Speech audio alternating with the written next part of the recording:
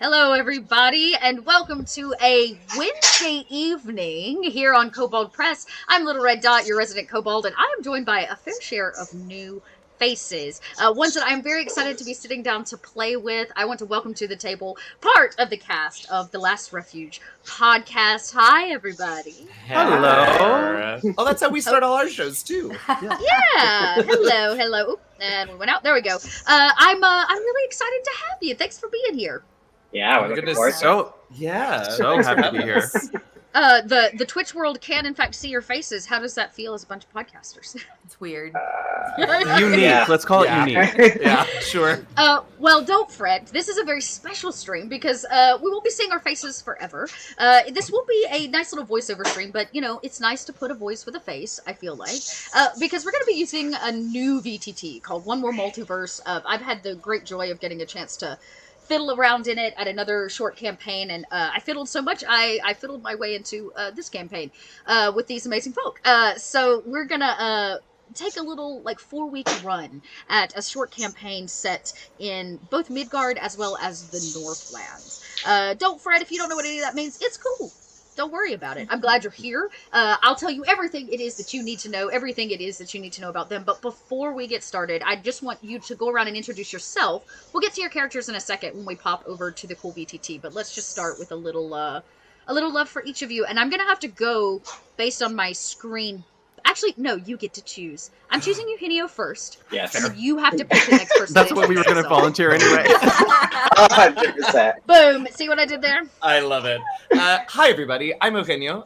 You might recognize me as DM Jazzy Hands. I am the Dungeon Master and producer for The Last Refuge.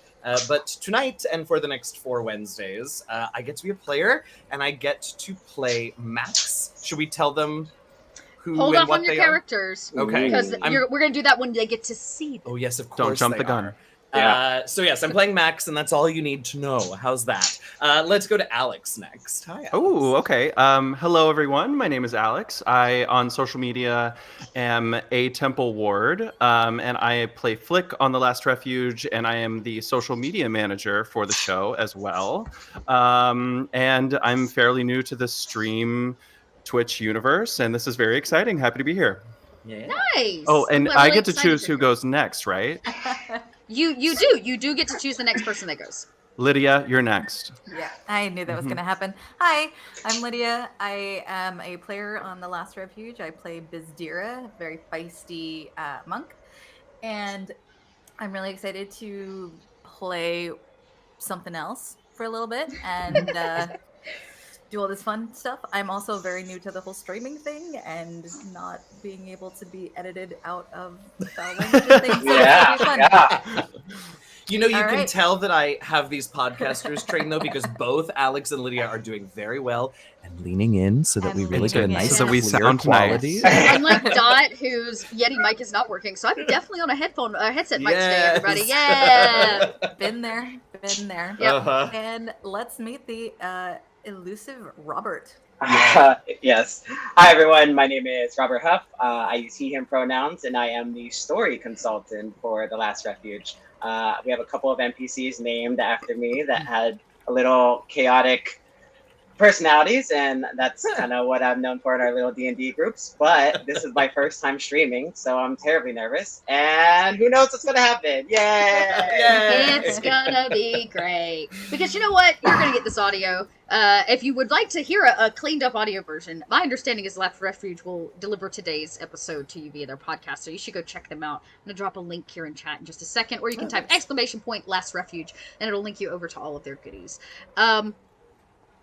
I don't know that we have a whole lot of business. Kobold Press is in we just closed out a Kickstarter, so I don't have a whole lot of beans to spill. We are going to be at PAX U, so if you're going to be there in a few weeks, please drop by the Kobold Press booth. Come say hi. I'll be there. The rest of the Kobold crew will be there. And some, actually all, of what we'll be playing through today will be available to you because this is a dot-made campaign. This is not one of our written campaigns, so I'm pulling content from a lot of different places and a lot of different books, including a part of the book you just listened to before the show, which is Inbar's Guide to the Northlands, which is both a series of letters by this amazing character called Inbar, which we might run into.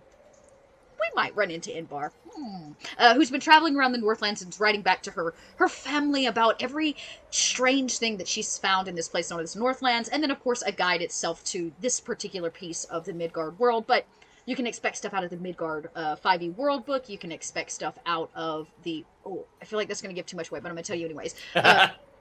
There's, what is it? Demon cults and secret societies. There's some very cool stuff coming out of that book as well. And then some really neat things coming out of the Warlock Grimoire. The first one, not the second one. So different places out of the Kobold Press books that I'll be pulling this. And then, of course, we'll be using the slew of creatures and characters that come out of all three of our monster tomes, including the Creature Codex and Tome of Beast 1 and 2. Whew. Did I cover it all? I think I did. I think so. Unless, we have any hesitations, I say we roll right into this and get started. Let's do it. Yeah. Okay, here we go. So we're going to start inside of... Oh, nope, this is what I wanted. We are going to start just looking at the Midgard world map so that you'll have a better idea of where we are at. Midgard is a vast, vast place. If you want to actually look at this map, it is free online to everybody. Boom. There's a link in chat Love for you. This map. It's a very awesome map. I'll do this too. That should do that. This is Midgard. It's a vast place. It has deserts and forest and swamps and everything. But one of the areas that I've been most interested in is, of course, to the north, the Northlands, which you can find all throughout the northern section of this map. But there's one area in particular. It's kind of the most populated area here along the Nieder Straits, which separates the Grand Duchy of Dorning, for any of you Midgard fans, which is a very green area. But the Nieder Straits are well known for quite a few things. Most importantly, what we call reavers, which are basically pirates of the north. These are liked to Vikings in some way, and reavers kind of run the roost. If it's not reavers, you're going to find dwarves. Jotunheim, which is the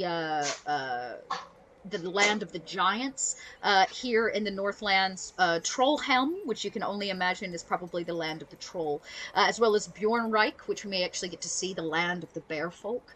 And there's a lot of different politics in the Northlands compared to other places like the Southlands, where you're dealing with kings and queens. Here, everything is about who is the toughest, who owns the land. And because the Northlands is frigid and rigid, it is difficult to find your way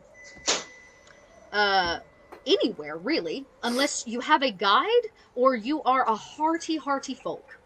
And I believe only one of our crew would be considered hearty here in the this land. But the Northlands are forgiving to no one.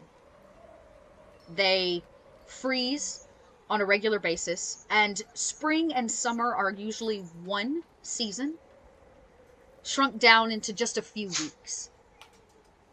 But as we start our campaign, there is something strange happening in the Northlands. And because they are a secluded place by the Nieder Straits, most people of the Northlands don't know. But in the Northlands, it has been 3 sequential winters. There has been no spring or summer. There has been no time for crops or tending them. People are beginning to starve, and whispers are rising on the winds of something much, much more terrible. For the lore is that after 3 winters, something else may be taking place. Something much scarier. The gods themselves may be involved. Fimbulwinter is on the lips of everyone. The beginning of Ragnarok. The events that lead up to this great, great event, which is to wipe this world clean. But that is not exactly where we start, because our dear friends are not from the Northlands. They've never had the great chance of walking through feet worth of snow or meeting a troll on the wrong side of a mountain range.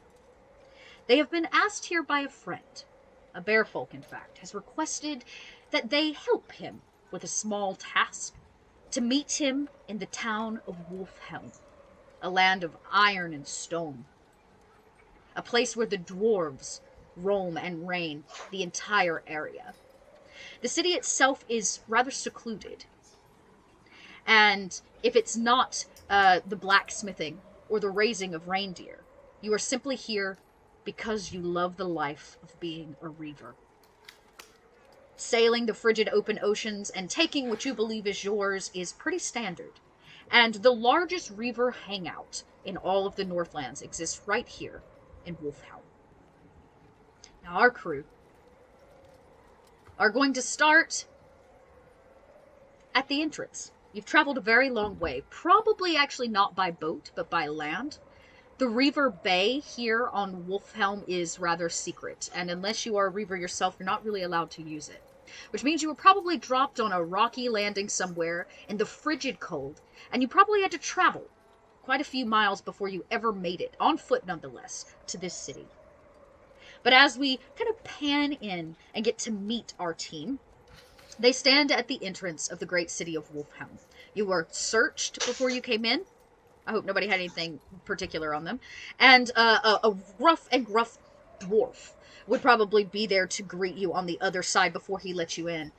He didn't quite ask your business. That's not really the dwarf way. But all eyes seem to be on the outsiders in this place. And as they are, let's take a look. Who do we have in our dear party? Over here, I'm gonna say, let's go, Vern. Tell us a little bit about Vern. Please include your pronouns, of course, and anything you feel like we need to know about your character. Oh, well, yes, of course. Vern is obviously a kobold, and he's well, he sneaks around. You may see him, you may not see him. He returns when he likes. He's always jingling a little bit. He may have, excessive amounts of coin in his pocket, or he may not. You never know. He goes by, his pronouns are he, him. And he is very interested in what this city has to offer monetarily, so to speak. That's not a bad thing to think. A land of iron and weapons and the trading of reindeer and reavers means that there's probably a lot of shiny things that come through this town. Did you say reindeer? I did. I've always wanted to ride a reindeer. I've never seen one before. Yes, and you'll get to, I have no doubt, as you come into this town. Vern's in for a little bit of a treat if you are drawn to the shiny things. It seems that Book, is this Book? Oh, gotta be, you're holding a book. Book is a bit excited, jumping about. Book, tell me who you are, what we need to know about Book in this party. Sure. So Book is a raven folk, and as you can see, she's very excited. She is her pronouns. She is a bard, College of Entropy, which is a really fun little chaotic subclass that I get to experiment with on this show. So I'm excited for that. She has a pretty exotic background of being a transformed familiar. So she's carrying around her old wizard's spellbook, and she kind of holds on to it for sentimental reasons, but obviously if we ever run into a wizard, only shenanigans can happen about that. Nice. And the book is it's a nice touch there, Book. Yes. Nice. A familiar nonetheless. This should be interesting too. There may be some more familiars you bump into in this. And, the land of Midgard is full of creatures. And if you've never been to the Northlands, I imagine there's more than just reindeer you've never seen before too. I have to, I can barely stand it. Crowley. Introduce yourself. Tell us a little bit about Crowley and who they are. Crowley. It's he, him. Bear. Like to fight. Hi. Is that it? That's Crowley. In character the whole way. Well, Bear a few words. Well, let me tell you, Crowley, you are in for a treat because fighting is the way of the land here in the Northlands. Anybody who's anybody is a great warrior, and every town usually comes equipped with a fighting rink. Dueling is a very sought-after opportunity, especially if you're dueling the right person. So, I feel like we might end up with a little Crowley duel before this is over with. Crowley's dancing. And party dance. And then last but surely not least is Max. Max, tell us a little bit about your character. Hello, I am Max. I use he, him pronouns. I'm a gear forged. And after my service as a soldier was done, I didn't know my purpose, who I was.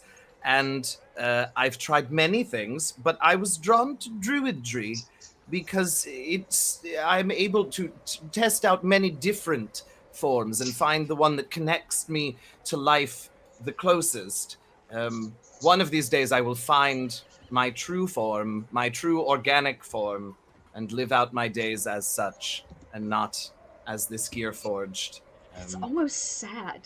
It's almost sad if it wasn't sort of funny, because the thing is, every time Max wild shapes, the animals that he wild shapes into are in fact clockwork animals, so he's not really actually anywhere near organic life at all. What a goal to have. Man, oh man, our Gearforged Druid. I don't know that I've ever played with a Gearforged Druid. I love that. For those of you in chat that seem to be interested in this platform, you can get your hands or join the beta test for One More Multiverse in the link there in chat. So here we are, the party is met. We've got Book, Crowley, Max, and Vern. You've traveled a long way. I imagine the edge of your clothes are a little frozen. I imagine that if you have a lot of bodily fluids or snot, frozen. Glasses frozen to your face. It's like Chicago on the worst day. The winds whip. There is snow everywhere. It's covering everything. The path in front of you actually leading in is barely visible. And what you notice most is that the majority of the town seems quiet. There aren't actually a lot of people on the streets. But this is the place, Wolfheim, where Ursa sent Crowley the message that you were to meet at the local inn. That he would meet you there to inform you and give you more information. But Crowley, you do owe Ursa a favor. And so you are here to pay your dues.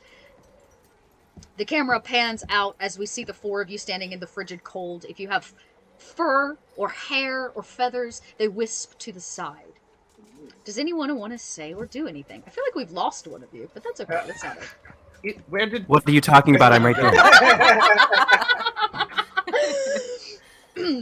Vern, Out from behind the tree, you hear Vern. Vern, we've talked about this. You hide from the enemies, not from us. Well, I'm hiding from the people that I might see coming up soon. Oh, God. All right. Should we proceed on down the path? I think it's probably safe to not hide here in well, maybe it isn't safe to not hide in Wolfheim, I don't know. Oh. Crowley, where were we supposed to meet your friend? Ursa. Ursa. That's okay. Well, that's Where the are we name. supposed to meet That's Ursa? the name. I think she mentioned at the end, right? At the inn, yes. Ah. The inn. At the inn. The place. Should we Where's ask the for inn? directions? Oh, yeah, sure. Who's this? Sure can. Yeah. There's this raven folk called Klepto, played Absolutely by terrifying. our dear Drac. Oh Doesn't my seem gosh. very, very receptive to all of you. He gives you kind of a cold eye, but says nothing. Doesn't seem to be friendly enough to speak to you. Oh. On the other hand, for those of you with I love the heart eyes. Somebody has a crush already. But not for anybody that has a relatively decent perception. Over the sound of whistling wind and snow hitting you in the face, you hear a boisterous voice that comes from a woman far too small for it. And she says, "Get your meats! Get your meats!" Ooh. Hello. The pig face on this cart. She goes, "Thank you. I designed it myself." Oh, It's absolutely beautiful. Oh, well, you must not be from round here. Most everybody else makes fun of it. It's beautiful. I like your meat. Oh. Well, no, I can say everybody says they like Gracious. my meat. Yeah. Well, No. don't just stand around in the cold. Do you want some meat? Well, excuse me. We were actually looking for the inn. Do you know where the inn is? Oh, so you don't want any meats. Not Oh. not yet. Well, Crowley, do you want any meat? Does anybody? I'll take some meat. Oh, all right. I got pig and pig. I'll take pig. Well, okay. You want the face or the hooves? I'll take hooves. I've never had hooves before. Oh, I've never had face before. I'll take one of both. you know, I'll wrap it up for you. Yeah. She kind of digs in the back of this cart. She slops half of a pig face on a piece of parchment. She slops a couple pig's hooves. They look like maybe they've been smoked or deep fried in some way, salted and cured for the cold. And she bundles it up. This is not hot meat, for the record. There's nothing hot about this meat. And she hands you this poorly wrapped package. It doesn't drip because it's far too cold, but she hands it over and she says, "That'll be 2 copper." Book goes ahead and hands over a silver, and she walks over to the condiments. Is like, what are these? Oh, yes. Well, that's homemade ketchups and mustard. So Book on the pig face, she just dumps like half a bottle of ketchup, and on the pig hoof, she dumps half the bottle of mustard. And it's cold, right? It's cold and a bit frozen. It's like if you accidentally put your mustard in the freezer. It's a little chunky. Excellent.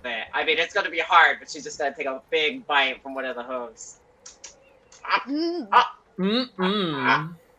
She goes, "Well, you know, I have to say I really appreciate you lot. You seem a bit odd and out of sorts, but nobody's bought me meats in weeks. Everybody's staying inside."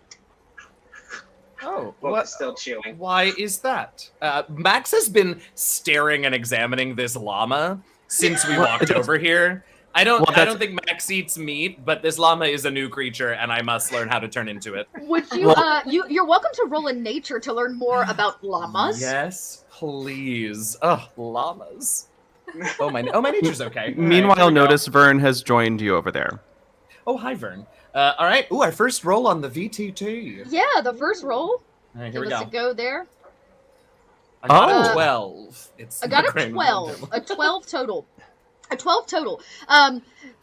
It's an odd thing. You've never seen anything like this. If you're a clockwork if you're a clockwork creature, you probably come from Zobek. You've seen lots of kobolds. You've seen lots of humans, maybe some elves in your time. But the creatures there are pretty standard. The animals, right? Chickens, cows, horses. But a llama, this thing is furry. You think that if you were to touch it, your hand may sink in deep, kind of like touching the wool on a sheep. But its neck is elongated. Its body is a bit stretched. And the meat shop lady, who I'm sure has a name, Amira says, "Yep, there's my pet llama. I can see you've never seen one of them before." Can I pet? Can I pet? Yeah, sure you can. Just be careful now. She spits. I don't know if that warning came fast enough because I think Max got in the llama's face immediately. As you touch it, it is much softer than you could have ever imagined.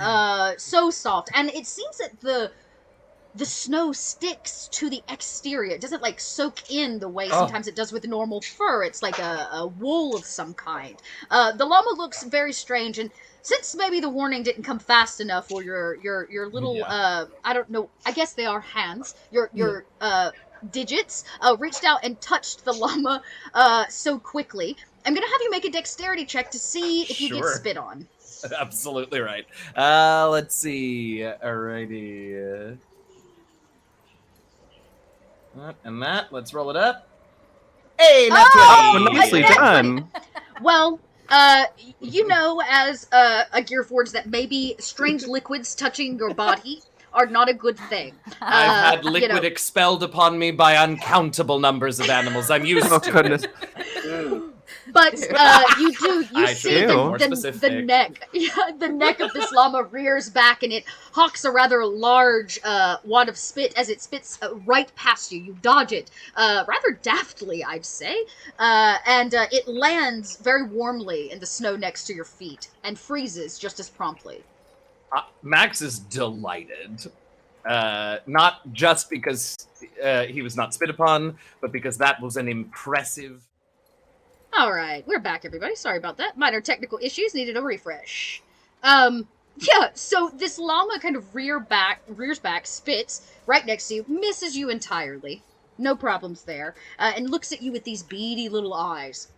I am delighted by this, and I stare right back at him in his beady little eyes, and then all of a sudden I am staring right back at him with the beady little eyes of a llama as I wild shape into a llama. Wow. Amazing. Wow. You wild shaped over into a llama, no problem. It's the first time you've seen it. The llama looks daftly surprised. Yes. Very, very surprised by you. And you know what? Just for toots and giggles, the llama then takes a double take. Would you say that you are identical, or you said you're a mechanical version? Oh yeah, right? no. I am definitely I am a clockwork version, and my nice soft fur is like copper coils. It is not soft. You're like one of those bristle pads that you scrub a pan with. Exactly right. That's exactly what this llama looks like. This clockwork llama. That's brilliant. It looks so surprised, and you hear Amira, this meat cart lady. She goes, "Why? I never seen such. Look at that! It's a llama, but it's not a llama." Llama Max sort of ruffles at that and hawks up and spits out like a glob of I guess in the cold, like slightly chunky oil. Yeah. It spatters across in a dark way, kind of across the white snow, and does that like oily visage. It looks nothing like llama spit. No. It looks nothing. This llama, this other llama, literally cranks its head round and looks at Amira like, what the heck? Like, what is going on? Amira may even not my llama. Amira just decides she has to see this for herself. She kind of, she takes control and walks over to get a better look at you side by side. And she says, "Well, now I know you're definitely not from round these parts. Ain't nobody in town ever turned into a llama." I make llama noises. Right. Yeah. I'll turn back later. What does a llama sound like? Yeah. Well, I don't know if this is what a llama sounds like, because so far Max has not heard this llama make any noise. But Max is familiar with sheep, and this is sort of fluffy like a sheep. So I think this clockwork llama is going to open its mouth and go, She gasped a little bit like, "My, it's eating a goat." And Fern will come and join you over here and say, "Oh yeah, he tends to do that. Sometimes he doesn't get it quite right, but it's always a good on the first try. But wait, you're telling me that this is not a reindeer?" caw-caw! No, this isn't. No, this is not a reindeer. And her eyes kind of get like big and weird. She goes, "No, it's not a reindeer. It's a llama. If you want to see the reindeer, you need to go, all the way to the other side of town. There's a big farm, in fact." Oh, reindeer. How many are there? Ooh. Well, she says that she kind of holds on to that. Roll an insight. Moo. Moo. Rolling the insight. Here we are. Straight up D20. Straight up D20 shows. You don't pick up on it. She goes, "Oh, he's way too excited about the reindeer." Yeah, she goes, "It's just some reindeer at the farm." Some. Well, I mean, I want to go. Forget the inn. I want to go there. Friends. Well, it's that way. And she kind of points off to what we're looking at as the right, like farther along. She goes, "It's all the way, and go until you hit the wall. You can't miss it. Good luck." Oh, thank you. Book immediately runs. I'm gonna go back to selling my meats to no one. Okay. And she kind of says to herself as she relinquishes, I relinquish control, and she kind of waves at all of you as you take down the lane. Now, Whoa. as you come through town, it's pretty standard here. Most everything's made of stone and pine. There's a small housing of horses, which you can imagine are for maybe people passing through. But again, the people seem to be missing.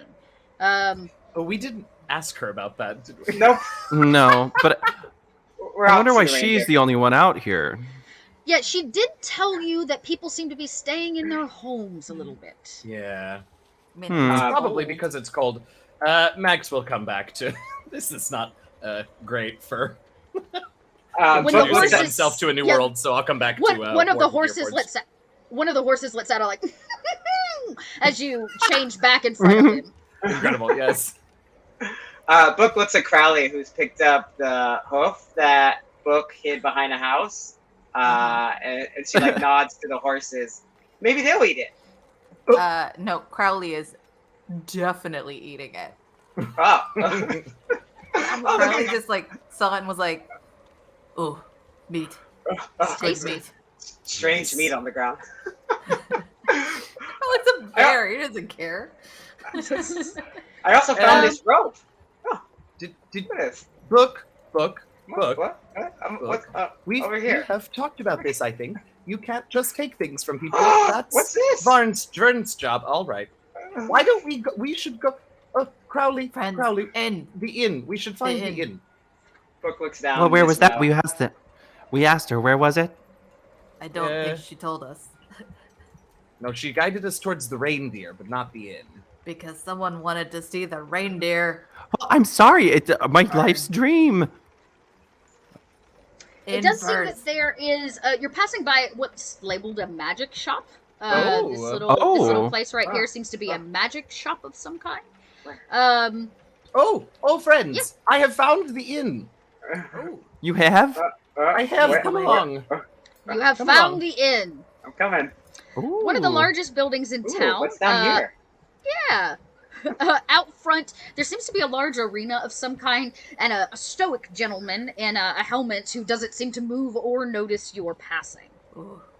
Ooh. I'm Fight. sorry. Is Fight. this the man that is with the helmet that is next to me now? No, that is quite a helmet. is Oh, okay. not a man. That is Okay. Barfroggy, in fact. It's a frog-like creature, kind of an oversized toad.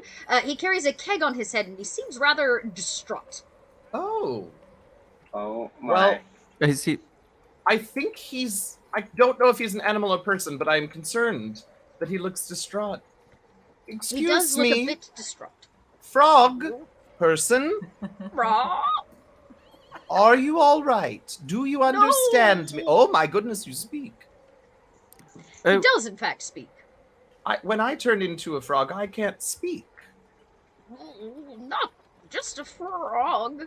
Oh, Barfroggy! I see. It's a pleasure to meet you, Barfroggy. What seems to be the problem? No one buys my beer anymore. Oh, They only want the honey mead. The Well- honeymead. I can't help you. I don't drink. Friends, do you want a beer from Barfroggy? Well, I picked up this wine bottle from over there. Is this the mead? That feels unsafe. I don't know. It was just sitting on that barrel over there. No, empty. It's empty. And he kind of reaches his no. frog-like hands up, and he flips one of the taps, and it drips out empty. Then he says, "No more beer. Only honey mead." Oh. Oh. Oh. What happened to the beer? Gone. Replaced. No. Replace with what? Honey. Honey mead. Honeymead. All right. Keep up, book. Stop moving barrels around. Mug. Pay attention. Well, what's wrong with the honeymead? Don't know. Haven't drank it. Oh, well, should we bring you some? Would you like some? Rather than it's gentrifying my business, Pierre. Oh, wait, bring Oh, it down. oh. Destroy the honeymead. Let's go. We burned down the inn. Now, you This can, in is- fact, enter the inn if you would like. The sign does say vacancy. It doesn't seem like they're very full at the moment. All right, Oh. Bar Froggy, is there anything we can do for you? Right? No. Okay, well, Oh. Okay. I'm not going to try to turn into you because I'm still not clear if you're a person or an animal. So I'm going to go inside now, all right? And you can, in fact, if you want to click on the building, it'll give you an option to go alone or travel with everyone, and you can pop inside of the inn. Ooh, how exciting. And Bar Froggy watches you with two big eyes as you enter the inn, almost in a, it's that, like, you cheated him. He has no beer to give you, but at the same time, he doesn't want you drinking the honey mead that seems to be taking over in town. Huh. All right. As you enter the tavern, though, or this inn, I'm sorry, it is very warm. There's a fire blazing. You can hear a lot more people inside than outside.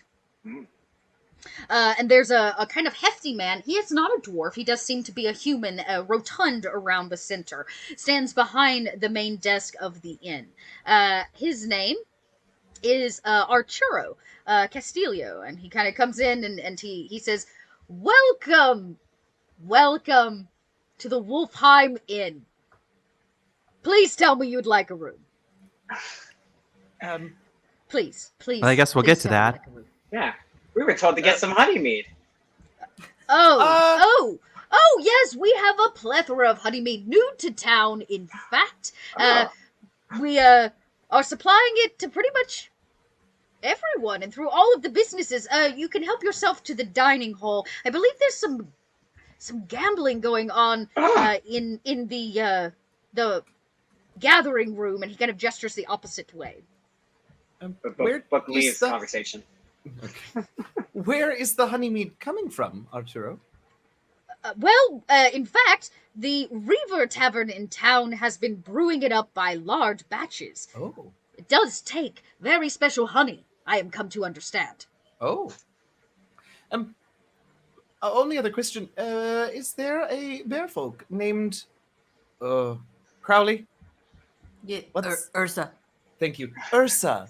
Here. Oh, yes, the one who drank a keg himself. There, and he points to the room where he mentioned there was some gambling going on, the lounge. Drank a keg of the honey. Oh, Crowley, you'll get along just fine. I think he's talking about over here. Oh, right. Crowley's just All right. going. Well, unless Ursa takes us elsewhere, I'm sure we'll be back for a room soon. Okay, goodbye. And he kind of was like, oh, lost another one. You can see all the keys are Aw. there. Nobody's staying at the inn because nobody's really passing through this town. But as soon as you enter the lounge, again, roaring fire. And you can hear a small woman, a dwarf woman, go, You cheated! I knows it! Uh-oh. Money. It is the tabaxi at this table, bound very tightly, that simply says, I did not, you tricksy dwarf. I won fairs and squares. Crowley walks up to Ursa and just goes, Ursa, you pinged me. Ursa goes, Sorry, that got me.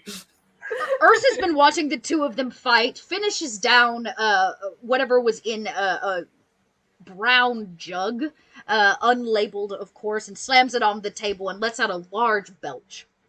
And Ursa says, I told you to stop fighting. It's no way to play cards. And then turns and goes, oh, my dear friend Ursa. No, my dear friend Crowley. I'm Crowley.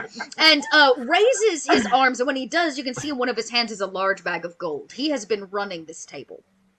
Nice. And gives you the biggest literal bear to bear hug. It's very, very warm and friendly. And he reaches for the jug and he says, would you like some honey? Meat. Crowley doesn't even say anything, just grabs the jug and takes a very, very long swig. because I knew you'd want some. It's been so long, Crowley. You're looking rather thin.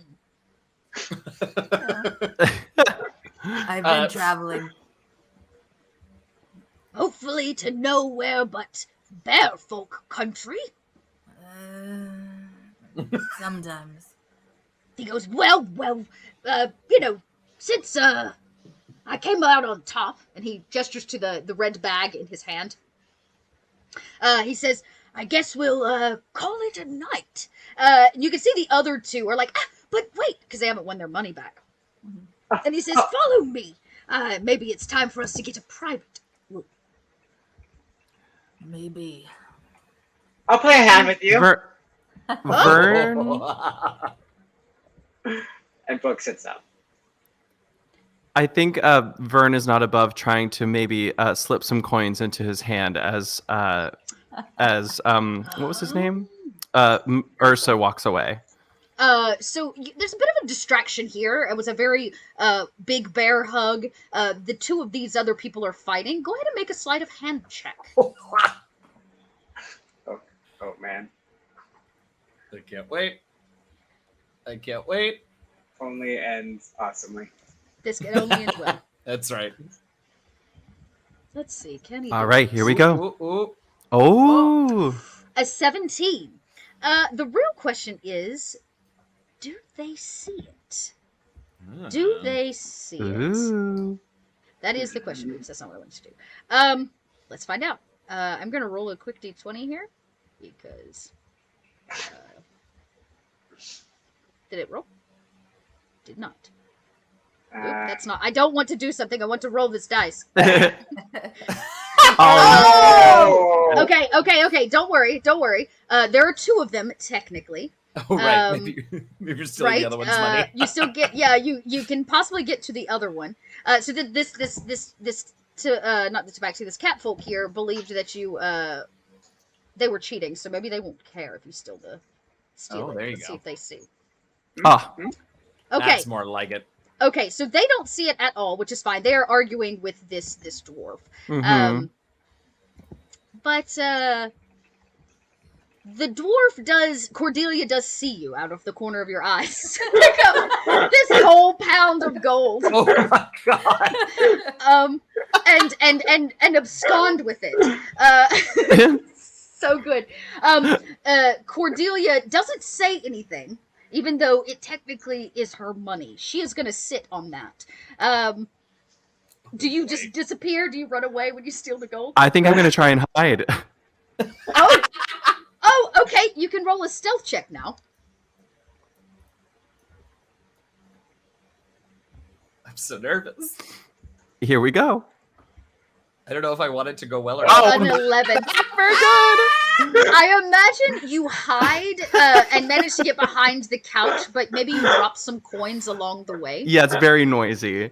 Yeah, it's a little noisy. You're trying to get them in your pockets, So- but it's like, So coins. if anyone tries to look over, they'll see Vern try and hide underneath the couch, and then drops basically half of the coins, and so his head will pop out and say, "Oh, were these yours? They were just sitting there. I didn't know. I didn't know." I would say at this point, this Tabaxi character becomes very, very upset and kind of disappears. Or some Oh, form of magic. Probably a roguish type, you might imagine, or some kind of secret magic user. But Cordelia, when she's gone, says, praise? I thought I'd never get rid of her. You! Give me back my gold! oh yeah. Sorry. Here you go. He leaves it apparently half on the table, half on the floor. I love that. And she goes, ugh. And so she, just like anytime you have to pick up change or poker chips, she begins that process of trying to pick it all up. Trying to pick it all up. I feel like somebody else wanted to do something. Yes. Oh no, that was me accidentally wanting to do something. Right, that was me accidentally. And so she does. She kind of runs over and begins pocketing and trying to pick up her gold. I would offer to Ignoring help, but you I feel like altogether. I've lost some of your trust. And she does look up with you at beady eyes, and she says, Actually, while you're down there, you're close enough now. She kind of grabs you by whatever maybe scarf you're wearing or piece of cloth near your neck and pulls you close, and she says, "Psst, if you want to win some gold, go over to the Reaver's Den. That's where all the real money is." The Reaver's Den. That's where Arturo said all of the honey mead was coming from, yeah? Oh, the best honey mead in town. Oh, well, how do I win? Well, not by cheating. Well, how else do I win? By playing. Playing what? Do I have to know what is it cards? Is it Oh, yes. She's always yes. It's cards. It's cards. Oh, well then can I practice with you really quick? I guess. Do you know Blackjack? Oh, yeah, I think I do. I've played that before. That's mostly what they play. Or if you would like to win a lot of money, you could simply just go duel the gentleman outside. Deal with the gentleman outside. The frog fellow in the front? Oh no! Ignore him. He's crazy. Did I get a duel? She begins to look nervous. Yes. Well, a status in town is of course given when you win a duel, including gold and the weapon of your, the person who loses.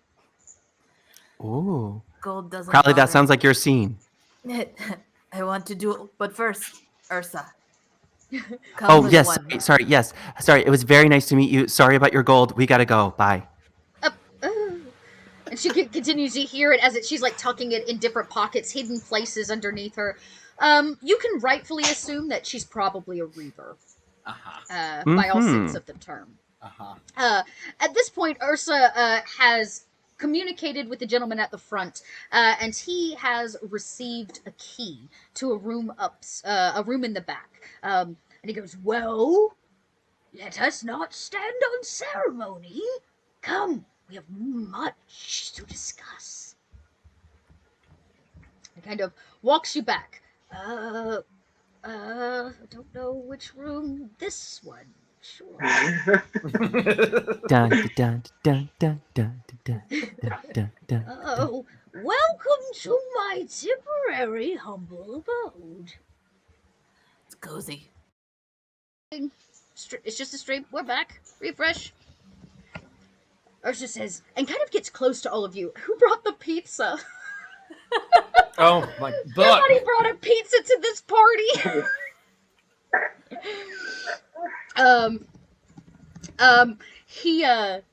He comes over and grabs a slice because always take the pizza. Right. But he gets close and he says, "You must understand. Something strange is happening here in the Northlands." What is it? Well, I imagine it's no surprise that You'd you be noticed surprised. how harsh the winter is. Is it not unlike most winters? This is normal, except it has gone on for 3 years. That doesn't sound very normal to me. It is not. Without a spring, things cannot thaw, grow, procreate. Oh. Many of the bear folk from Bjornreich believe that it is, in fact, the coming of something much worse. And then Vern will pop out from behind the table and say, "What's that?" It is the coming of Ragnarok. For anybody that has history Yeah. or religion, you may roll for Ragnarok. Well, this will be fun.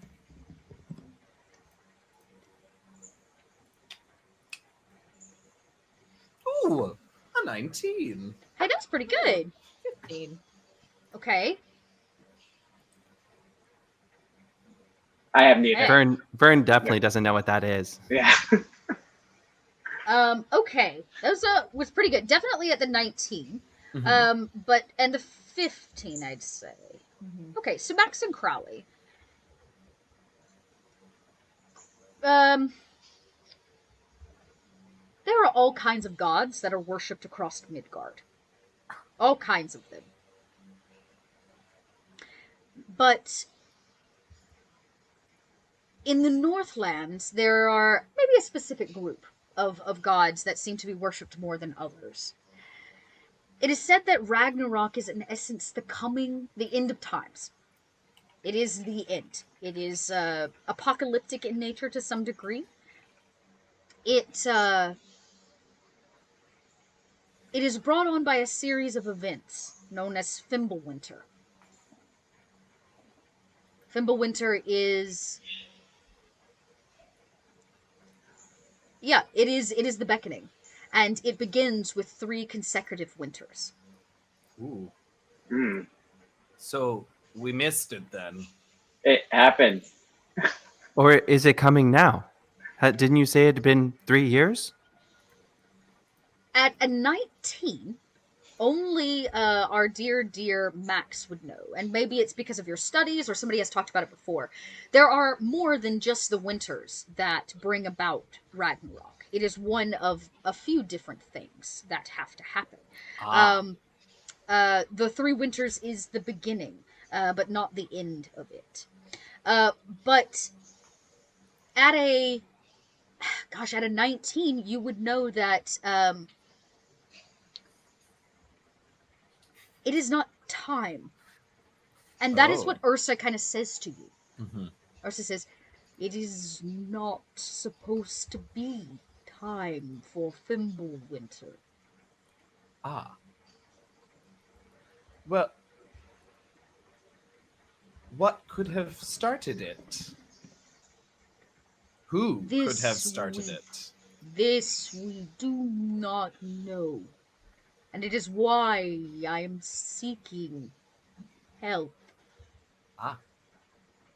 Your help. Oh.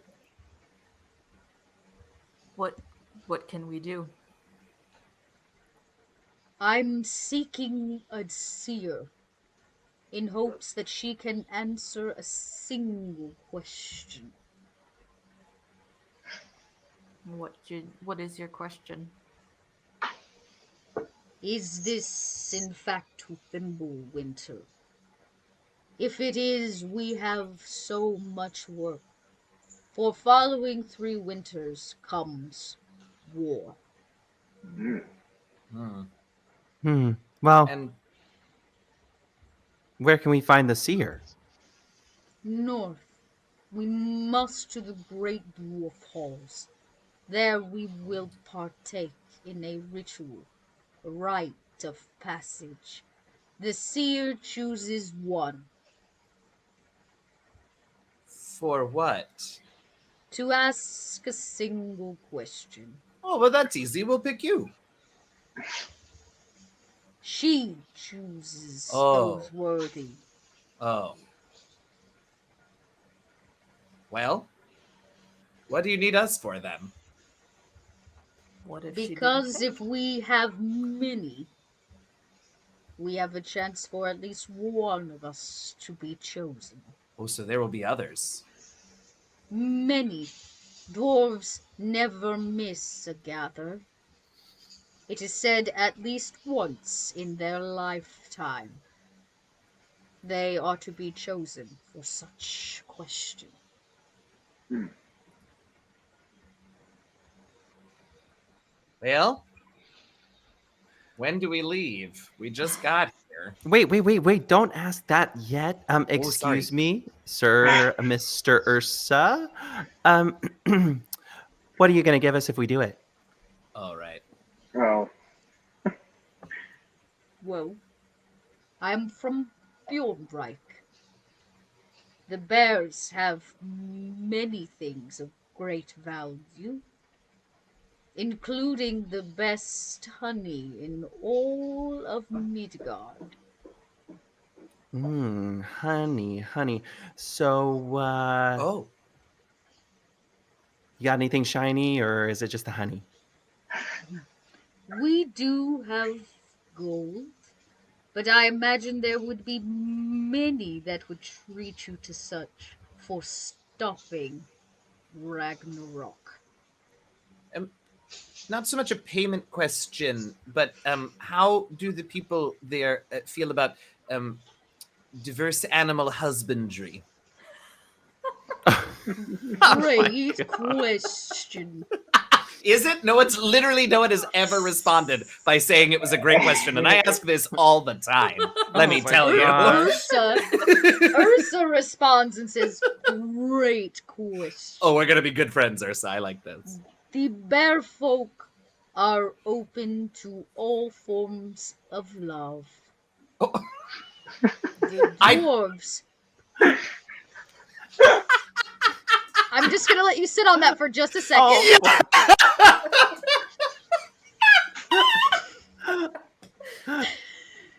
This is as for the dwarves.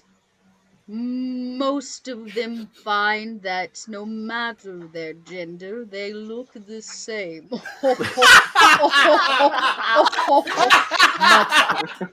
Much like the bear folk. I don't Much actually. like the bear folk. I don't think I got an answer to my question, but I couldn't be happier with how this went. Good. But before we go, I have been sent by our elders, and he kind of looks to Crowley at this point. I don't know if Crowley is from Bjornreich or another place in Midgard, but in the bearfolk community, the elders tend to be seers, wise bears, and they tend to be rather attuned to the land and the earth itself. Mm-hmm. And Ursa turns to you and simply says, "We received word that something strange happens here in Wolfhelm. Our sacred honey has been used and defiled. The mead. Yes." And he points to you with a furry finger and a claw. He says, "Yes.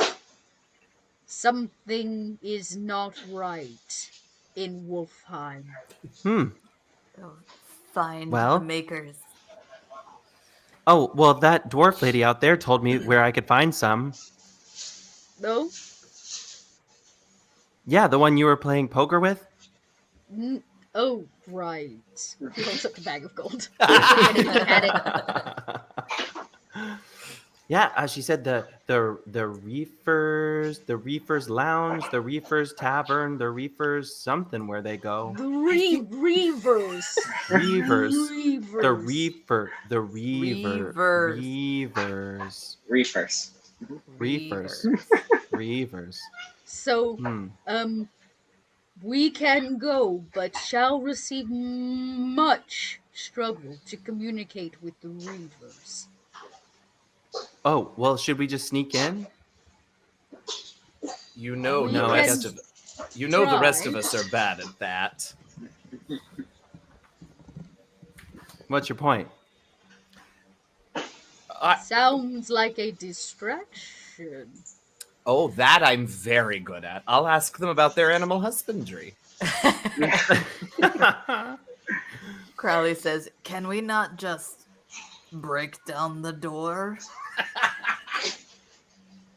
Imagine that is we're your going jam. to have to at least squat to get in it. It's not really what I meant, but sure. Seems to be a pattern with Ursa. Apparently. I do have one friend in town. He works the docks and runs a boat. Oh, I bet that's not going great with all this winter. It is a difficult task, but he does it with humbleness. Find him there. You will know him when you see him. for he is also bear folk. Wait, he's at the docks or he's at the Reaver's place? He is no reaver, he No. kind of says it with a growl. I'm sorry, I didn't mean to accuse him of such. You want us to find this person first before we go find the honey thieves? I suspect it is all related. If honey is being brought in from beyond right and should not be here, it comes through the docks. Got it. To the docks. I shall stay here and nap. I don't have had blame you much meat and won many gold. I have paid for the adjacent room for you. Oh, well, that was very kind. Thank you. Thank you, old You friend. can rest your head from winter. Oh, okay. All right. Thank you, old friend. You hear Vern from the other room call, I call bed. Oh. He's so quick. This is goodbye, friends. Soon we shall travel through the Northlands. Yes, we shall. I'm so sorry that the Yes. rest of my companions just left the room without saying goodbye. I imagine at that he just falls straight into this bed and it creaks under the weight of this massive bear folk. I love that. Yeah, and you do Alright. have the room across the way. He has kind of paid for you to stay there. It's the least he could do. Sorry, there's only one bed, but there's 2 couches. We'll be all right. I already called it. The bear will be fine. And you can hear there's still activity out there. People are kind of muttering about. You can hear the clanking of like things in whatever their dining hall is. But you know that the rest of the rooms must be empty because all of the keys were there when you entered. What if we redecorate a little bit to make it feel more like Yeah. home? It seems y'all are already doing that. Put Wait, the I things kicked down. out. We have a job to do. Wait, sorry, yeah, the Crowley, docks. you're right. We gotta You're go right. to the, You're right. we gotta go to the docks, right? Wait, Going who to put the this plant docks in the doorway? This is not With or feng shui. without you. The poor man who owns this place will never let you stay here again. It's like hosting the Rolling Stones. That's pretty standard for us whenever we stay somewhere. So we're heading to the docks. Okay, here we go. Oh, I'll tell Arturo. We sort of rented a room. You're welcome. He looks up at you. He's been petting the monkey, his pet monkey. And he kind of waves you on and Okay. whatever. This monkey. Yeah, That's his his pet monkey's amazing. Oh, well, fine. All right. I would like to also Who? pet the monkey. I mean, it's there for the petting. Aw. We'll do a close up on the monkey. Seems to Hi. be an audience favorite. There it is. Oh my god. Oh my god, yes, the monkey. It's so cute though. Um, Well, that was nice. Does your monkey have a name? does it? What did Does I it- tell you? We Did I talked make- about told this you. backstage I told you. before we started, and Dot and I are very similar in our GMing styles in that we hate naming things, and this cast loves to make us name things. The gentleman, Arturo, behind the desk simply says, "Why, yes, I have. Thank you, chat. I've named him Mr. Bojangles, an honorable name for a monkey. Oh, Mr. Bojingles. Or is it Bojangles? This Jingles. is a I like jangle. jingles. This, Jingle, his jingle. wife is Miss Jingles. Oh, He's Bojangles. That's so She is cute. Bojingles. Yes. oh, that's so cute. I can't get over that. I see that Book has picked up a flask or like a tankard of mead. Yeah. It is beautiful yellow color and it smells sweetly. It is in fact honey mead. Book will take a taste without even thinking about it. It is the Book. best mead you've probably ever Oh. had. Oh, Look. Book goes Drop back the and she's meat. getting more. Drop the mead. Book says, "Do you see this hole in the wall? This happened to the last person that told me to drop the meat." Drop the mead. Yes, Book, it did, because Crowley threw them through the wall. Yes. And then Vern will come up and say, "Hey, you should probably stop the meat. That's what we're here for. Remember, we're supposed to stop the meat." Put the curry down. Focus.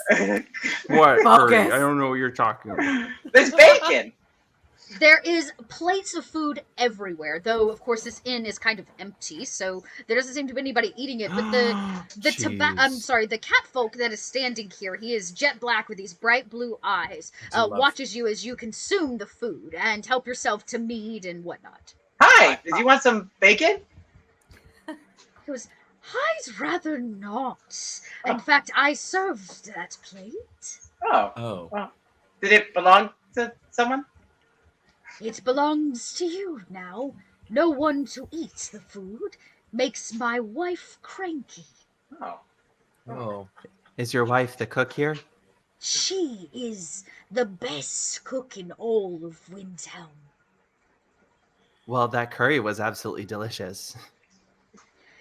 I will let her know, or you can thank her yourself. Absolutely, and- I'll go there. yeah. Where is she? It Oh, pairs yeah. nicely with the honey mead. Oh, thank you. What was your name? Uh, I'm Albert, Oh. the catfolk. Oh, hi, Albert. I'm Book. Like a book? Yeah, just a book, and Book will take out her book. If I could find the book in my inventory, and she says, "Yeah, I named myself after this." No, book. I think that I can remember this. Oh, yeah. Most people don't have a problem. Anyways, hi. But, Is as you kind of you- run off. yeah. is your wife in here? Over I here. found her. She's in the kitchen. Oh, this looks like a kitchen in here. Oh yeah. True story. And when you arrive, there is, in fact, a kitchen. There's another catfolk. She's more of a tabby, one might say, off to the side. And she's putting on some hot, fresh tea. And you can see she's cooked a ton of food with nobody here to eat it. Hi. We were told by Albert that you were the best cook in the land. I am the best cook in the land. Oh. Do you have any recommendations? Looks like there's a lot of food here.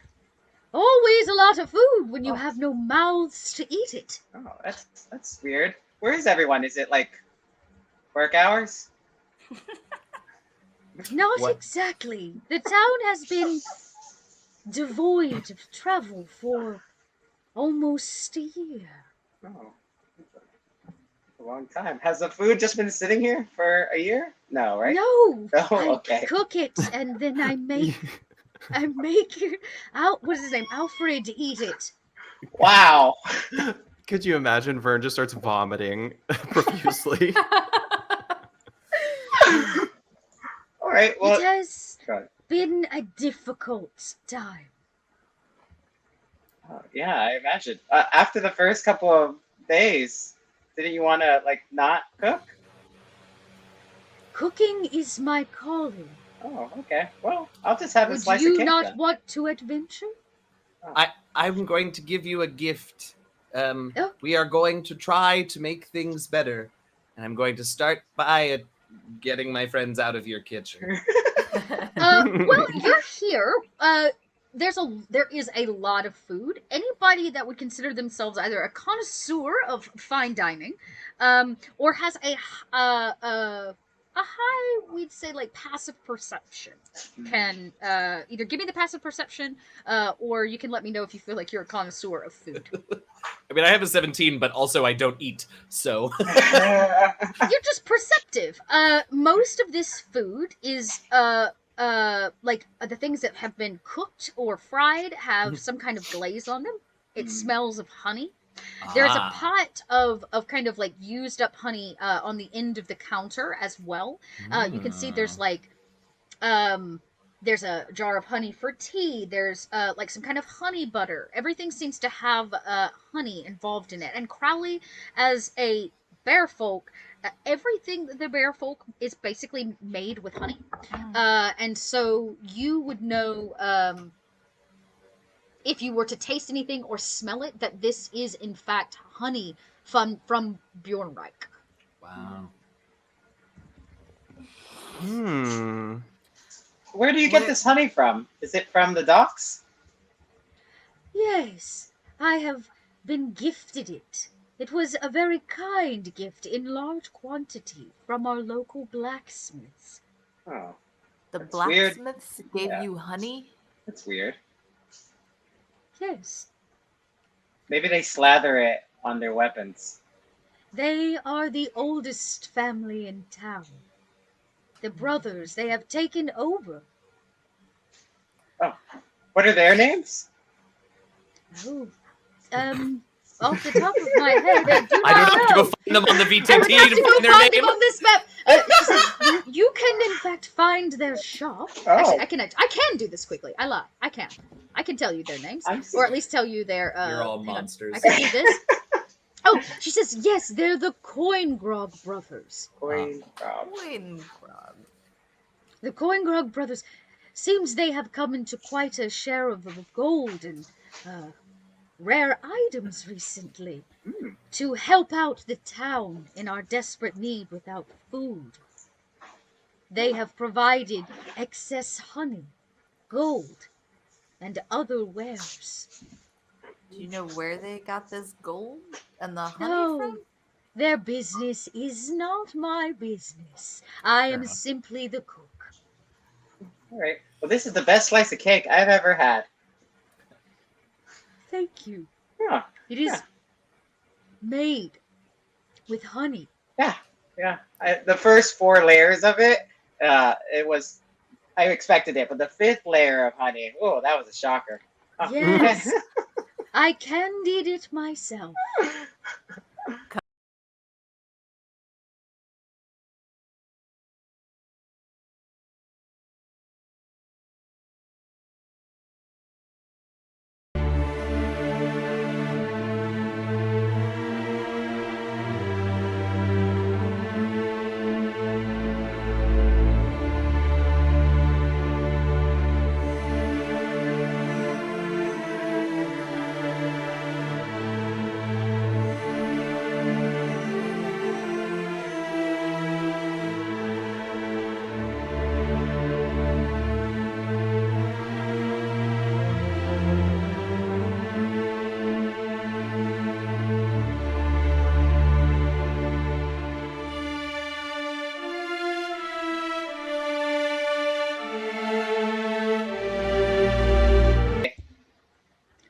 All right, I'm going to join you outside of the inn for the time being. I know all the technical advancements of the 21st century, and I still can't get solid internet. Chat, now's a great time if you want to give us a refresh, just in case you missed us. You see that, in fact, her husband is trying to consume the rest of the food that you have not completed, and is actively trying to clean up what little mess there is left. As you step outside, the wind again meets your faces in a rather rigid and rugged way. The silence of nobody, no crackling fire, none of that. And there's like a moment you can all take, having received all this information about Fimbulwinter, about the seer, about this strange dwarven ritual you may all be taking part in that you didn't realize you may be taking part in. And more importantly, this news that there is some kind of issue with the honey in town, of it coming out of kind of nowhere and being provided by the local brothers, the blacksmiths. Does look like you found the blacksmith shop, though. Not hard. I'm gonna give mine one more refresh, y'all. Just being funky. Did I lose y'all again?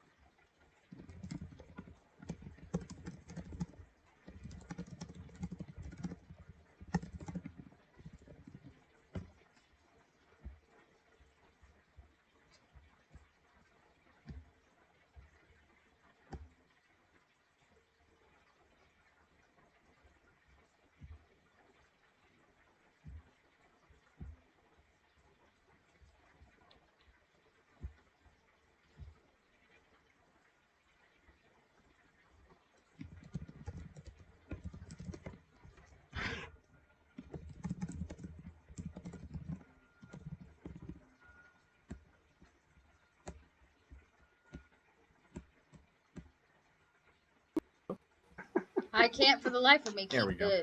this open. It's the only thing it's not wanting to do is Riverside for some reason. So I'm gonna hit the record again. Can y'all hear me? Okay. Yes, Yep. we can hear you now. Okay. Good. Yep. Good. Okay. Good. I was like talking away, and I was like, they didn't respond. I turned on the stream audio, and I was like, oh, she's still talking. Yeah, I'm just talking away. No idea. It Y'all was- can't hear me. It was great, though. What I heard was very interesting about dwarves and Perfect. honey yeah. and reavers. Yeah. Basically, I was just recapping the. Yeah. All right, our crew should be back, everybody. At least in terms of you hearing them. Huzzah! Which is good. Hello. Huzzah! Hello, Now you can we're hear their back. beautiful, beautiful voices. And you got to see the dashboard for the VTT because I refreshed everything real fresh. Real fresh. Yeah. All right.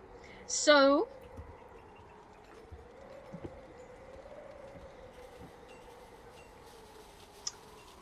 There's a moment outside of the inn where you can all take a beat to think through all the crazy things that you've been told about.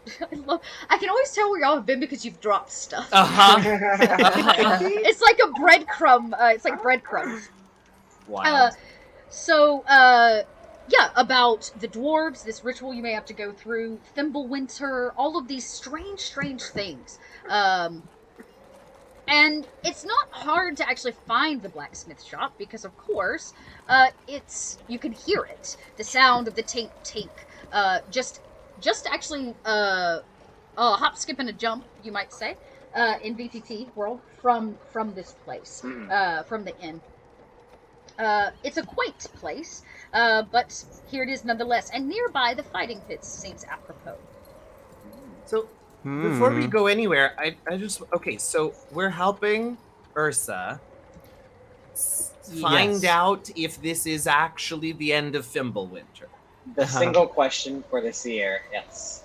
Do we Yes. do we think that if it is, Ursa's gonna want us to, like, do other stuff? Probably. Okay, so we should, like, be prepared when we leave tomorrow, huh? I think that's wise, yes. But we'll probably have to come back here to tell Ursa, so we don't have to be prepared tomorrow, but when we come back, yes. Oh, Ursa's not coming with us. I don't think so?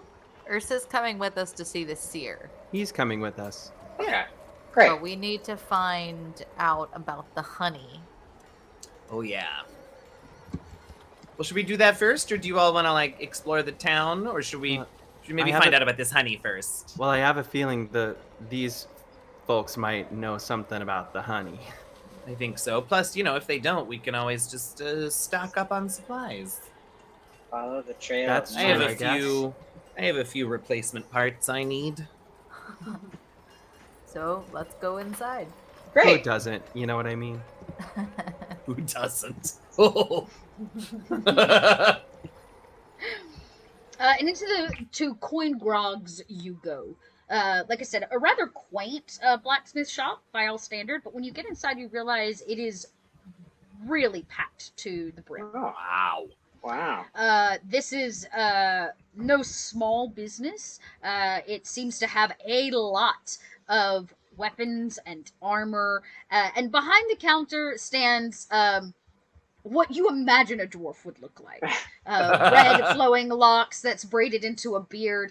He's short and stout and young for a dwarf. Hi. He goes, "Oi! Would Sure. you like to buy some weapons?" He smiles.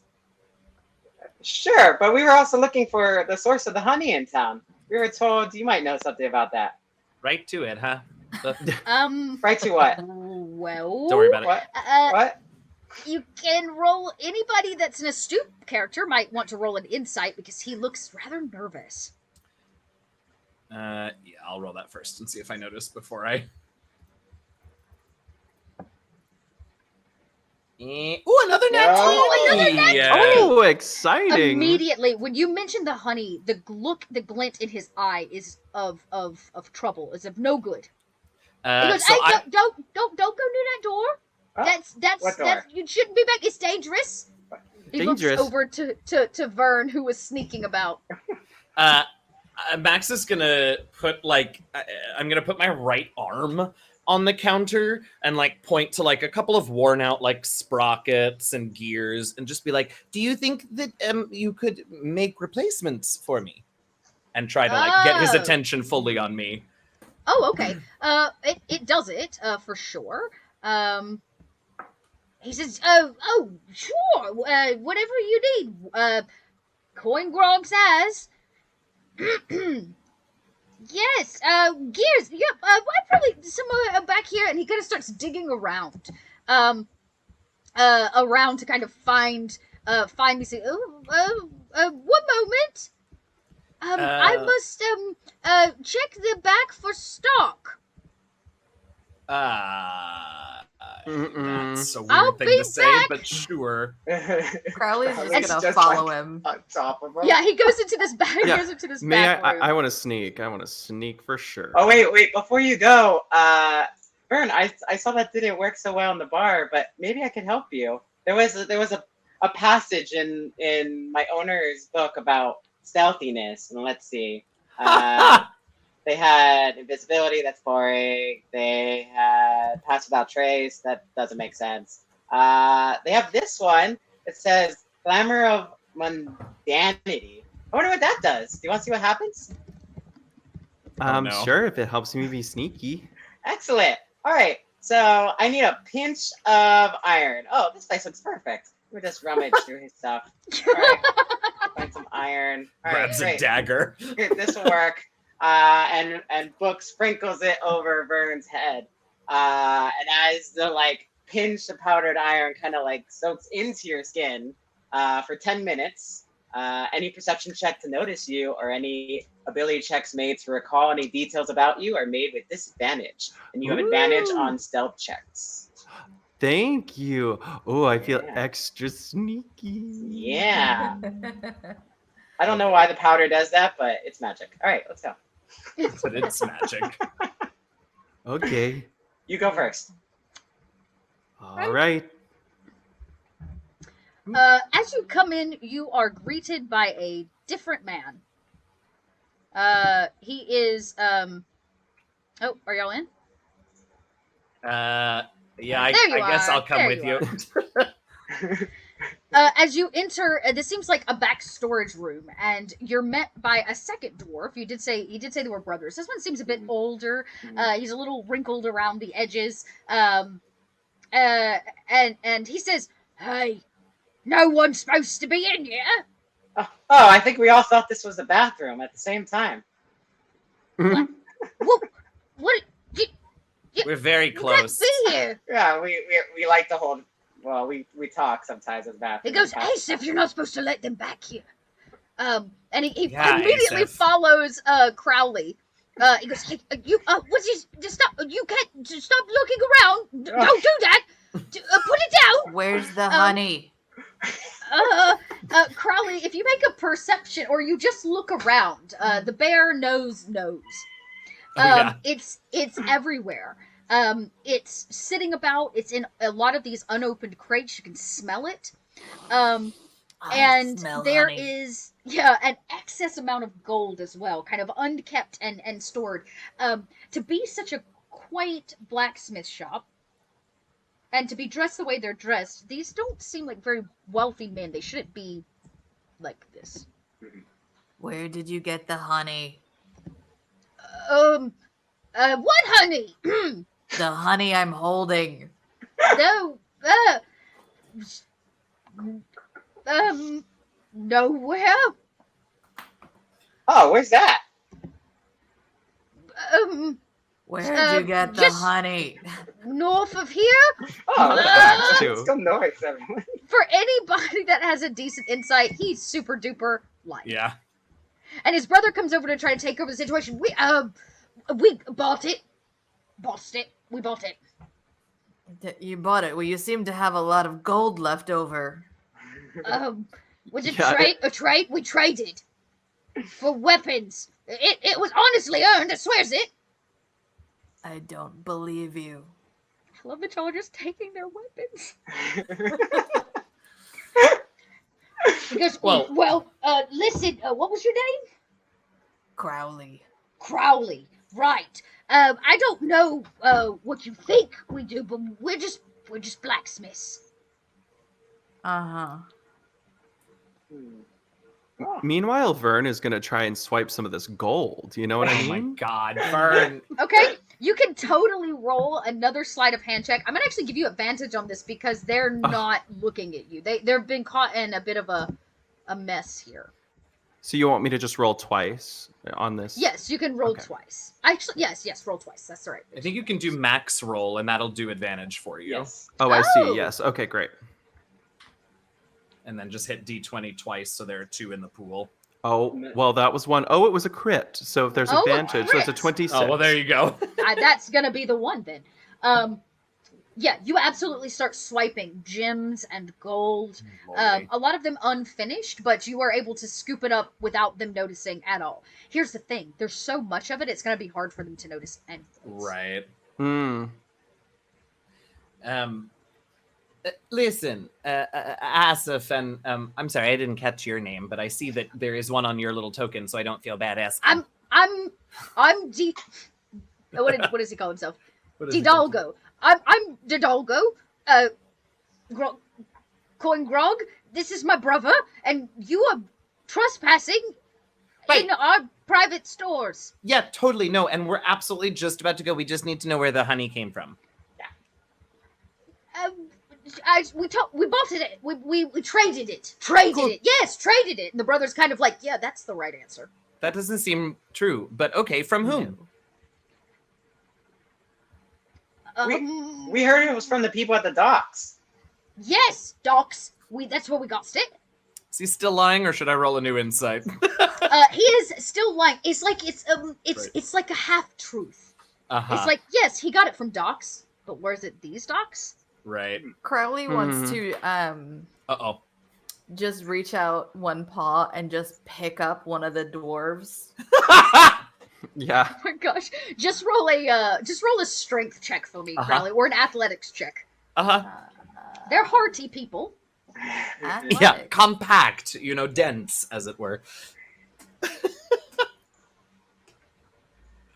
Let's see. Ooh, Oh, okay, a 20. 20. Yeah, adjusted. no problem. Which one do you pick up? I'm gonna pick up this one, the one with the hair. The one with the younger The brother. one with the Yeah. hair. You scoop up Nightmare. Asaph, and he goes, "Hey!" And the other guy goes, "You put my brother down." You tell us the truth, and then I will. Roll an intimidation check. Seems right. Hmm. That's decently okay. I love Book of Book is just like Book is dance- just with, like doing vibrating. a jig. Yeah. a 14. I'm gonna say that's a tricky one. Who are you asking to tell? Both of them, or just the one you picked up? We'll say the one that I'm holding up Yeah. around my head. Okay. Yeah, he seems a little. He's gonna roll, but he's gonna actually take disadvantage on this because you picked him up. Mhm. Okay, so that wasn't a great 11 for him, and he has nothing to add to this at all. Okay, yeah, he rolls a 12. He rolls a 12, and he says, "All right, okay." And his brother goes, "Don't you do it! Don't tell him!" I'll walk over to the one that just told him not to tell. And which one did you pick up, Crowley? I picked up the Asif. Okay, so With I'm just the gonna go. lush locks. I'm gonna go stand behind Didalgo and just stand there and sort of look at him very closely as he tells his brother not to say anything. And he, Oh, you know what? I'll cast Shillelagh on my staff and make it glow. That's what I'll do. Oh, Hmm. yeah, okay. He kind of buttons his bottom lip, if you would, just for a second, as you hold Asaph in the air, and he kind of struggles a little bit. His clothes now holding him up from underneath his armpits, and he goes, "I swear that we're just doing what we was told." By We who? By who? By who? I swear to you, I don't know his name. We met him down at the cove. We were just trading it. He said he needed our weapons, and he would give us gold and honey. So if we approach him with weapons, he'll talk to us? Can we borrow these? No, you can't have those. And he sees you all have already picked up weapons. Too late. And he kind of flails about. For what it's worth, just so that we're not, we haven't yet actually stolen a ton because Crowley and I both had those weapons when we came in. Yeah. Oh, This great. axe was my own. Okay, perfect. I'm absolutely certain that Book is going to steal things, but like Crowley and I haven't yet. Well, I So just stole money, basically- not a weapon. He Right. says, "Look, I'm telling you, if I tell you the truth, you won't believe me." Try us. Oh, his brother gives him that look of like, "Don't say it. Don't do it." And while he's flailing about, who made that 20 earlier on the religion check? That was Max, wasn't it? About Fimbulwinter and Ragnarok? Yeah. Oh, yeah, it was. Yeah, you made that critical success. As he's flailing about, a necklace jangles free from his blouse, and it hangs forward, and it has a symbol on the bottom of it. It takes you a second to recognize, but in that cinematic way, there's almost like slow motion as you realize what it is a quote-unquote symbol of. Uh-oh. And as you realize, Asaph whispers, "It was Loki himself." But Loki? He goes, "Well, you've gone and done it now, Asaph. Told him the truth." we have reason to believe. Oh no, Crowley's laughing. That makes me nervous. Yeah, Crowley's just like while holding on to Asaph with the other hand, with the other paw, pat Asaph on the head and say, "See, that wasn't so hard, was it?" Oh, we're gonna die now. We're gonna die now. He seems very nervous that he spilled the beans. You think Loki's going to hurt you? Loki's gonna hurt everyone. Oh no, I mean we'll try and stop that. Don't worry. Oh, suddenly I'm from Fargo.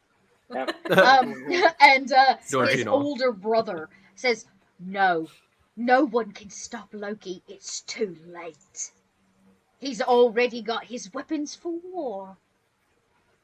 Did you make Did them? you? He says, "We made the weapons, but we are not saying how they're used, I guess." Well, all right. That's odd. Yeah. Well, Let's put the stabby end in the enemy, but Yeah. making weapons. So did Loki give you this honey? Yes. Oh, come on. Was that a question? Was it too? I had a lot of honey already. Is it like? I- Is it bad for you? That's a great question. It would actually be Crowley. Crowley would be the only person that knows this. Not even the brothers, probably. You are, in fact, bear folk. Yes. Bjornreich is a beautiful place. And Bjornheim, which is the largest city of the bear folk, in Bjornreich, is said to be protected by an excess amount of bees. It's like a shield. They raise these bees, and everything that they make and eat is made of this beautiful, perfect honey. And the bees are used as a like a wall, a shield against anybody that would seek to attack them. oh wow. So I'll relay that information. He goes, I don't know what he wants with the honey. He just had extra. He says he's been getting it somewhere else. We just took it because it's so good, and we needed the meat because it's been an excessive cold winter, and you know, it keeps the locals off our backs. That doesn't sound bad. Do you mind if I take the spare honey then? If I said no, would you listen? No, but if No. you said yes, we might then leave. Oh, take the honey if you need it, I guess. He had a lot of it, Loki. Weird. Boatloads. He said he was taking it back. His brother goes, "Stop talking, Asif." Back to where? I don't know. I don't know where he's holed up. He's Loki. Huh. Where did you meet him? The docks, correct? Yeah. We when we take a boat down to the cove at the end of the isle. It's a secret place. The Reavers trade there sometimes if it's legal and stuff. His brother goes, "Hey, Sif!" Your brother's, his head's going to explode. I'm so sorry about all of this. We have gotten everything that you all seem to know, which admittedly was not nearly as much as we had hoped, but that's okay. You're doing your best. Shall we, friends? Yeah. I have not, to be very suppose. clear, very friendly sounding, but still holding my shillelagh right behind what's-his-face. Yeah, Didalgo says, "It doesn't matter what you try to do. Our family for generations has worshipped Loki, his chaos, his fire. He will bring about Ragnarok." Okay. Well, You we'll haven't see. met our kind of chaos yet. And he There won't says, be much "Oh," left for Ragnarok by then, but okay. Mhm. Yep, He yep. says, "Crowley, was it? Yes. We worship chaos. Crowley." You'd be better off worshiping us then. All right. Well. Toodaloo. Are we ready to leave? Crowley yes. will- I look to Crowley and say, are you gonna put him down or are you gonna take him with us? Crowley, you have to put him down. Crowley will just like face him towards his snout, give a and then just drop him. Oh! He kind of lets out a yelp as he plunks to the floor, and on all fours he hangs with his head in shame, hair covering his face. He says, "I have failed us, brother." But you have done right by us. Thanks! And you can head back out into the weapon shop if you'd like, and then that, of course, would take you back into Wolfheim if you so choose. Yeah. They do stay, and you hear the door kind of lock behind you. Oh, that's what I was gonna. I was actually gonna lock the door behind me so that they couldn't. Oh, okay. Is that okay? Yeah, how would you like to lock it? Because you technically don't have the key. But I do have thieves' tools. Is there a way that I could Reverse examine thieves' the lock tools. and perhaps maybe you just can jam the roll, lock a little bit? Yeah, you can roll a sleight of hand check using your thieves' tools, which means you get proficiency. Yeah. And I took expertise in thieves' tools, so that will be. Oh, perfect. Oh boy. Very good roll. Well, Okay. not so much. The good news is, it's not very hard. You jimmy.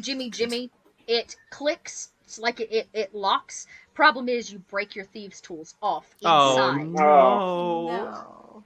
Well, Oh. are there any spare ones around here? Do they make them? Yep. Oh my gosh! Yeah, you dig around, and behind the counter, there's a set of thieves' tools to Oh, replace it. thank Hilarious. goodness! My goodness gracious! This is the last time I'll do that again. Okay, dwarven locks. I'll take note. If we hadn't already left, I would absolutely make a comment about how that's the 7th time you've said that's the last time you'll do it. Oh, that's the last. But that's the last time I'll say that. It's okay. It's the 4th time you've as- said that. I don't know As what you you're talking step about. back out into the cold. Wow, it brought you down to the water? Weird. Yeah. It brought us into the water, in fact. Weird. So strange. Well, you can tell that you're actually not far from the docks at this point. You can hear the Great. frigid ice water down in the area, and you were able to walk down there no problem. There are, a few buildings that sit on the docks, a few boats that are docked, and I imagine on your quote-unquote walk down here, there would have been a few other things that you noted. Yeah. Here, let's First off, well, you don't know that that's what it is, but there is an unmarked place called Eula's Den that could possibly be the Reaver. Den. Oh, right. The local prison sits here on the docks, and as well as a few shops and whatnot, as well as a very large, there's like a large warehouse, I guess you could call it, that's on the docks as well. Nearby seems to be the local temple, which if you wanted more information maybe on Loki or those things, that might be an ideal place to find it. But the docks are super duper cold. There is little to nothing here that is welcome. Well, so what do we need to do? What's at the docks that we want? We wanted to talk to the Reavers, There was- right? Yeah, we had a contact here. Well, not a contact, but someone we were supposed to meet here. Crowley, immediately you see a very short, cold bear folk. I'm sorry. Is that little avatar a capybara named Captain Bara? Captain Bara. Yeah. Yes. It's amazing.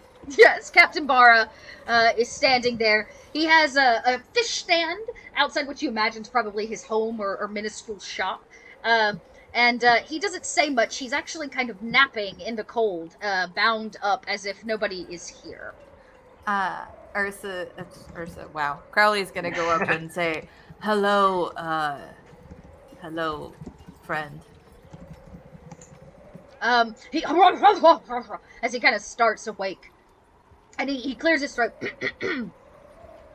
Well, oh my! I didn't know we was gonna have any friends today. Oh, I Ursa, Adorable. Ursa has sent us to see you. I love Ursa. Oh. Rather Doesn't feel big like anyone fellow. Yes, rather big. You're not too small yourself.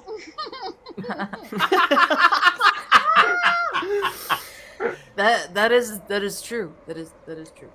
Can I offer you some fish? Always. He does. There's like a plethora of like salmon and frozen, naturally frozen fish laid out on this stand. Thanks, book. You're welcome. Crowley's literally just gonna eat it whole in one bite. Yeah, imagine you like dangle it above your head. Yes. If not, just throw it up in the air and catch it and swallow it down. And say, Ursa said you might have some information for us. About fishing?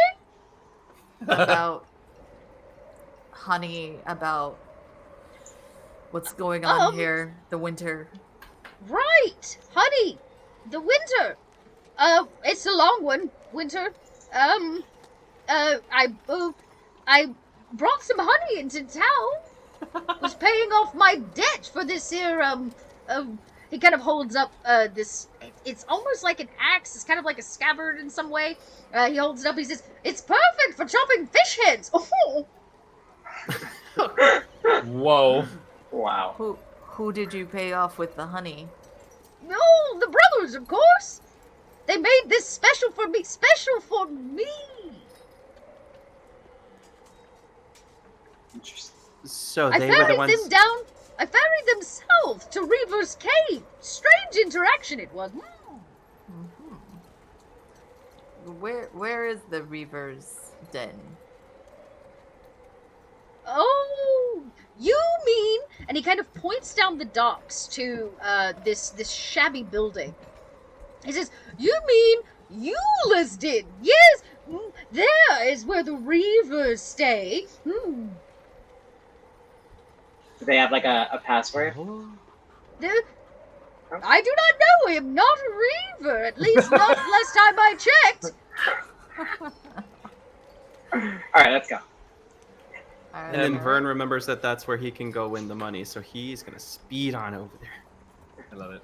Yes. Hey. He goes, Thank you, Captain. Goodbye. Goodbye.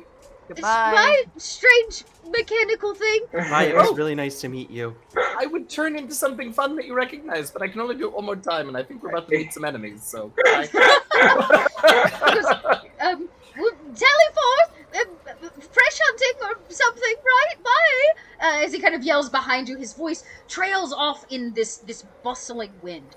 And exactly where he pointed, near the end of the docks, is in fact this quaint tavern. No windows, only a single entry door. And it does obviously connect to the docks where the Reavers hang out. And it is labeled Eula's Den. Shall we go in? Yes. Should we knock on first? tap is what the sign says, apparently. Oh. Yeah, I suppose so. Yeah, let's go. I already went in. Oh, wow. Of course you did. As you enter, this is by far the busiest place that you have found. It seems that everybody who is anybody in town gathers here in Eulist Inn. Whoa. Behind the counter is a very large woman. She might be human, she might be giant. You're not entirely sure. But she serves this bustling place, passing out tankards and such. This place is full of dwarves, and they all stop, turn, and look at the four of you as you enter Eula's den. What was joyous laughter, the clinking of glasses, drops out. A record almost scratches. As none of you meet the usual Reaver status quo. And it is a young woman with kind of buns in her hair who speaks first. And she simply says, "I'd say the lot of you are a bit lost."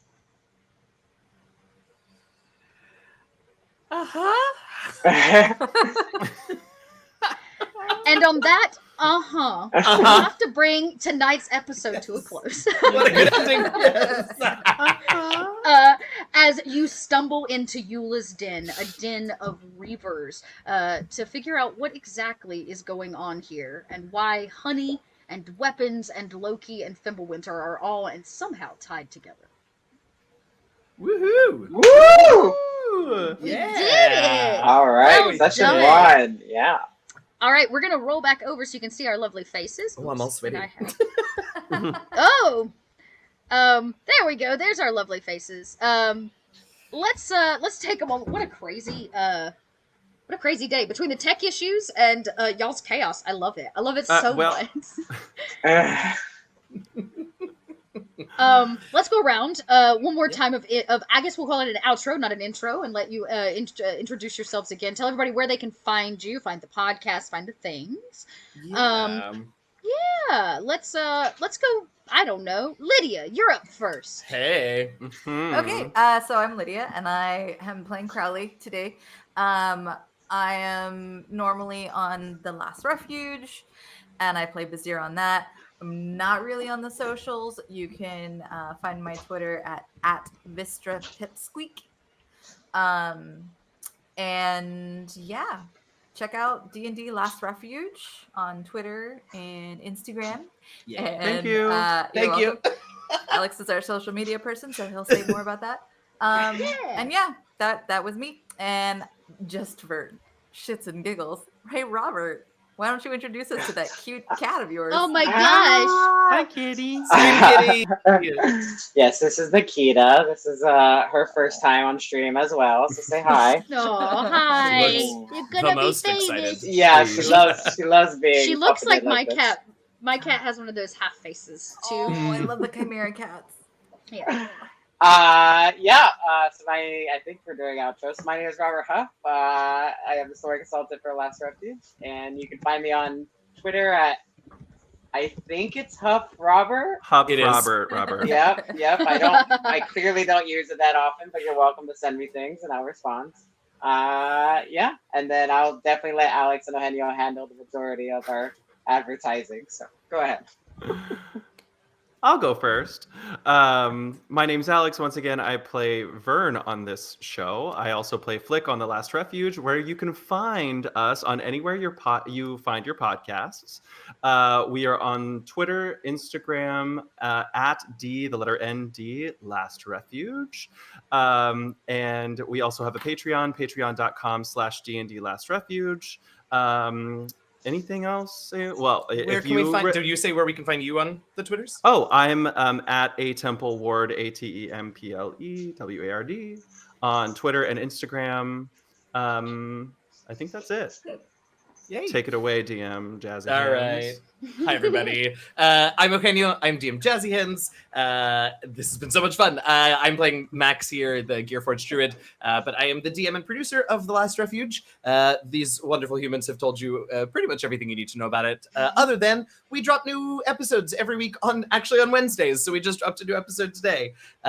We are quickly approaching the end of season 8 of our show. So if you're looking for some backlog to go back and listen to, we have plenty. I do also want to shout out Karin, who plays Kit, who I just saw in the chat, has come to hang out with us today. Unfortunately, she has some standing conflicts and wasn't able to join us for the game, but I'm excited that she's here to hang out too.